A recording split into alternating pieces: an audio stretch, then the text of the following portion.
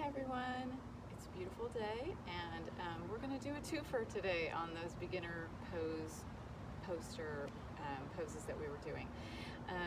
So today it's a really good back bend, and then so I thought a perfect one would be a really good like forward folding one to kind of do the opposite. So the first one is called a camel pose, but on the poster it's usthrasana, so the fancy Sanskrit word for the camel pose. And we have modifications. Obviously I've got my blocks here, and we can definitely be modifying that because it's a pretty intense back bend. Plus I've got my extra padding because we're going to be on our knees. And also for the rolling back one that we'll do in the opposite direction, I have a little blanket for my head. Just make yourself comfortable, in other words. So for the beginning one, usthrasana or camel pose, you come up onto your knees. And so if this is an issue for you, you can also do it in a standing position where you just kind of hold on to maybe a kitchen counter or the back of a couch, and you're going to stand in that same nice tall. So right here, it's like we're standing, but we're on our knees. So we've got that padding underneath, and we're just parallel hip distance. Got a nice tuck in that belly button. We're tucked in that tailbone. We're lifting those ribs up out of that waist. That sternum is lifting high, and we've got a nice long line through our neck, through the crown of our head. Shoulders are back and down. And right here, you're just gonna lift that heart proudly towards the heavens. With that belly button tucked, you're getting some nice core right here. And then for that camel pose, you can either come up onto your toes, or you can let your feet be just flat on the tops of them. Whatever's the best for you, whatever feels the best. Sometimes a little big toe stretch with those toes tucked under feels really good. Plus it means you can reach back to your heel if you like. So keeping that tuck here, we're gonna press that pelvic area forward. You're getting that bend in your back. If you need that support with your hand, you can take a block kind of back by your foot, and we're gonna do a half camel. So we can take that other hand and just reach it towards the sky. That heart is lifting high, and keep those hips pressing forward no matter what. You don't want to sink back into those hips. The whole point is we're just pressing those hips forward. You can keep that chin tucked to your chest, or you can let that head drop back, whatever feels good on your neck. So you're just reaching up high, and this is your half camel. And again, you're using that block. If you have it in a standing position, you can be kind of hanging onto the back of the couch and take one hand up, but really press those hips forward. And then we want to go for the other side, always making sure we do equal work on each side. And so that half camel, just reaching and pressing forward with those hips. That's the most important part, is to press forward. Heart's high.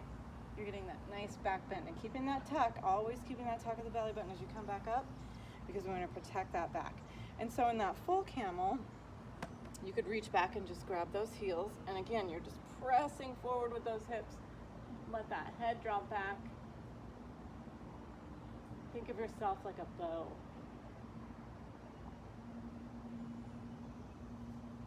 And then releasing and coming forward. So you've got the halfway one, and you can also take a hand to the small of your back with your fingertips facing down, and then just take that, just gently. But you're pressing those hips forward. Heart's lifting high, ribs lifting up, breathing through that camel, that usthrasana. And like I said, if it's better for your neck to keep your chin tucked, then keep that chin tucked. If you like that feeling of opening up the throat, and then coming forward, and again, I'm gonna have to use the back of my hand here for obvious reasons, but just that support on that lower back, right where that sacrum is, pressing those hips forward, and then coming forward. And again, that full camel is when you reach back, touch those heels, but you could also just use your blocks. You could reach back and take those blocks and press your hips forward. And that's the most important part. You're getting those hips pressing forward, stretching through that lower back, opening through that heart, creating that bowed position. And again, you want extra padding under those knees. And if you feel any pressure on those toes, it's kind of a good stretch for that big toe, strengthening it, since our big toe takes so much of our weight when we walk, and it's a balance thing for sure. that it's a good stretch for it. So if you try to tuck those and then maybe untuck them when you start to feel a little too much pressure there, just come down into the flat of those feet. And then we always want to go in an opposite direction because we've been pressing that spine in this direction for so long in that usthrasana, lifting those ribs, that we want to also come into that opposite direction. So your twofer for today is pavatasana, and that is that little egg formation that you always get to do in your classes. It's like a little rock and roll egg. So come forward, bringing those heels nice and forward, and you're just gonna hug into that shape here, and really you can tuck forward here. And this isn't the pose yet, but this feels so good. You're on those sitting bones, you're sitting nice and tall, you're hugging those knees tight into those chests, and then you just roll back.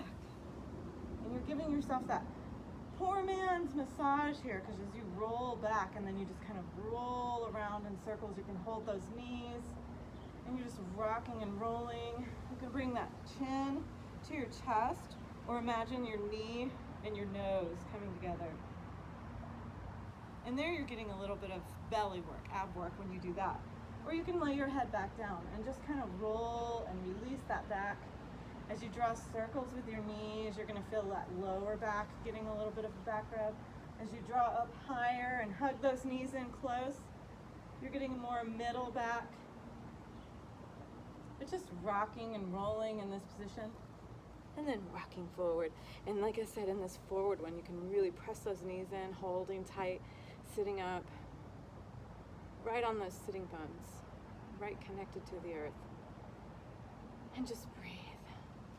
So enjoy bringing that heart forward, pressing those hips forward, coming into that camel pose, and then rolling on back and rubbing and rolling through that spine in that pavatasana, that egg. Just hugging those knees in. Leave your head back relaxed if you need that relaxation for the neck.